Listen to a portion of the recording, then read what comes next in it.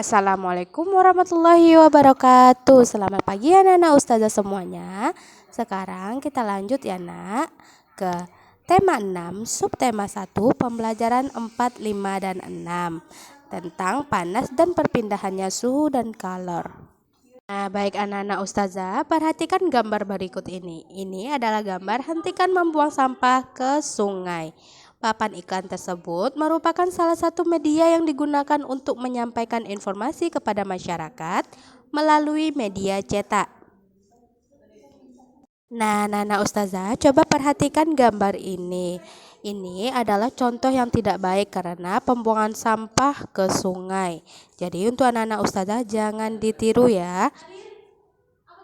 Selanjutnya,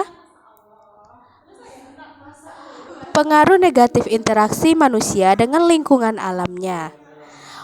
Manusia tidak dapat hidup tanpa mengendalikan lingkungan alamnya. Dari alam manusia memperoleh banyak manfaat untuk memenuhi kebutuhannya. Pertanian, perkebunan, perikanan, peternakan merupakan bentuk-bentuk interaksi manusia dengan lingkungan alamnya untuk memenuhi kebutuhan hidupnya. Manusia memelihara alam sedemikian rupa agar dapat dimanfaatkan dengan baik untuk memenuhi kebutuhan manusia dan makhluk hidup lainnya. Nah, itu dia ya nak, kita harus menjaganya. Pengaruh negatif interaksi manusia dengan lingkungan alamnya. Masyarakat membuang sampah sembarangan. Itu adalah perbuatan yang tidak boleh ditiru. Nah, anak-anak ustazah, dampak negatif interaksi manusia dengan lingkungan. Yang pertama, banjir karena saluran air yang terganggu oleh sampah dari kegiatan manusia. Dan yang kedua, bencana tanah longsor disebabkan karena manusia sering menebang pohon di tanah yang landai. Yang ketiga, kebakaran hutan karena kecerobohan manusia menyebabkan kerusakan dan kerugian yang sangat besar. Itu adalah contoh dari negatifnya ya nak. Selanjutnya, kewajiban warga negara dan siswa. Apakah anak-anak ustazah rasakan jika sekolah antum dipenuhi dengan sarana belajar yang kotor, penuh coretan, dan rusak? Nah, anak-anak ustazah, kewajiban warga negara dan siswa, salah satu hak siswa adalah mendapatkan pendidikan yang layak. Tetapi, pada saat yang sama, siswa juga mempunyai kewajiban untuk menjaga sarana prasarana. Selanjutnya, apakah yang dimaksud dengan kewajiban?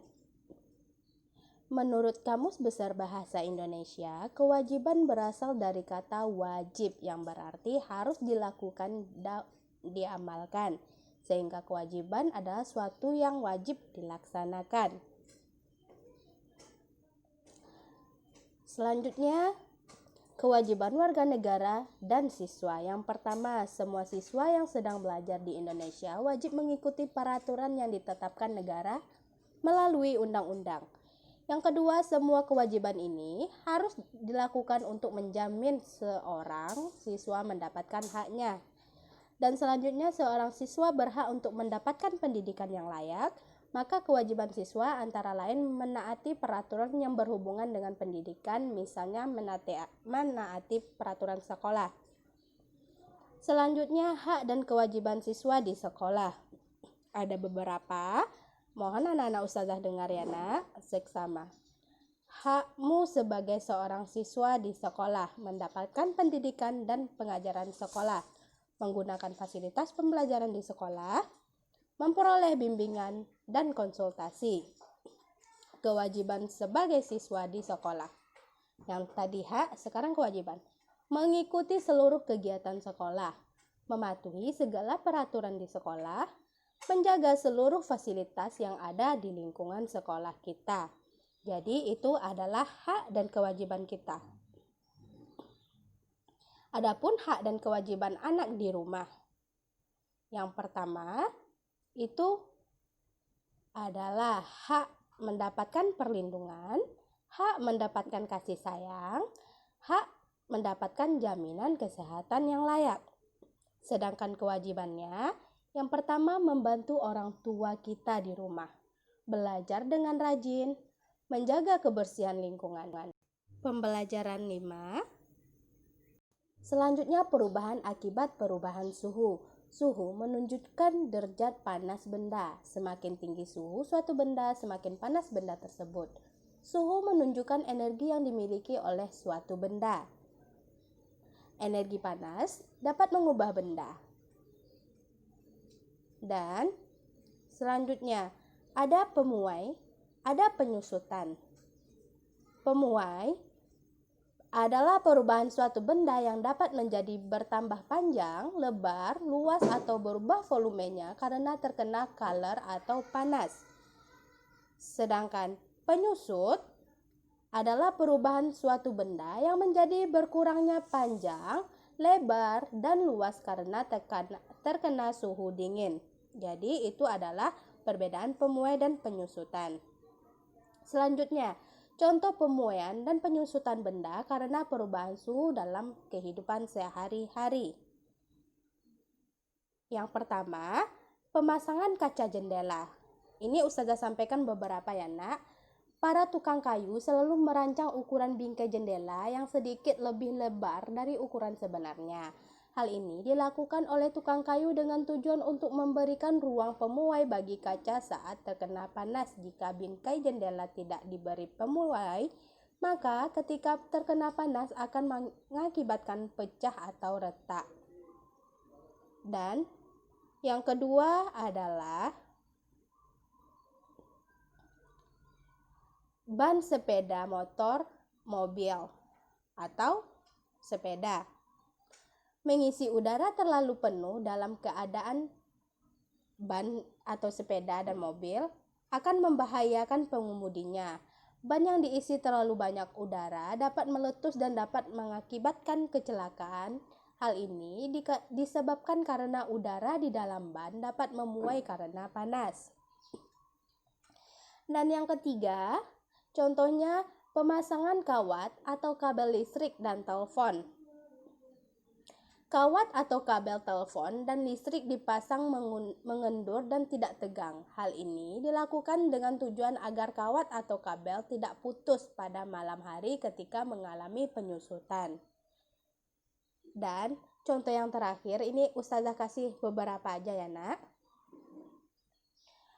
Pemuaian yang terjadi pada gelas kaca. Gelas kaca tiba-tiba pecah atau retak ketika dituang air panas. Hal ini terjadi karena adanya pemuaian yang tidak merata pada bagian gelas.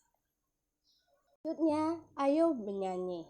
Gamelan adalah salah satu alat musik yang digunakan untuk mengiringi lagu-lagu pada tangga nada pentatonis. Beberapa alat pada gamelan terbuat dari bilah besi. Dan ini adalah contoh dari musik gamelan.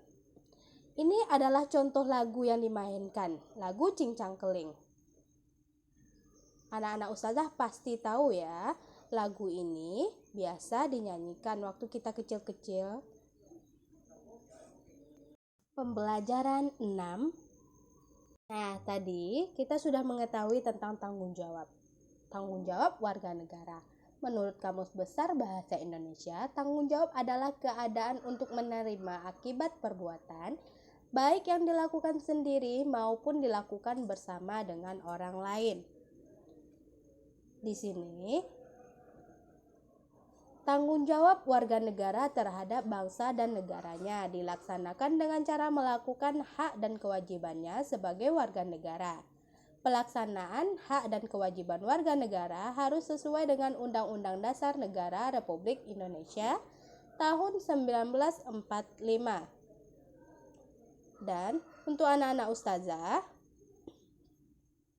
tanggung jawab sebagai warga negara Indonesia antara lain. Yang pertama, memahami dan mengamalkan nilai-nilai dalam sila-sila Pancasila. Yang kedua, menjaga persatuan dan kesatuan bangsa agar tidak terpecah belah. Tanggung jawab siswa. Nah, kita sebagai seorang siswa tentu ada tanggung jawabnya. Yang pertama, menaati peraturan yang telah ditetapkan baik oleh sekolah maupun negara. Yang kedua, seorang siswa hendaknya bertanggung jawab untuk mengamalkan nilai-nilai dalam Pancasila.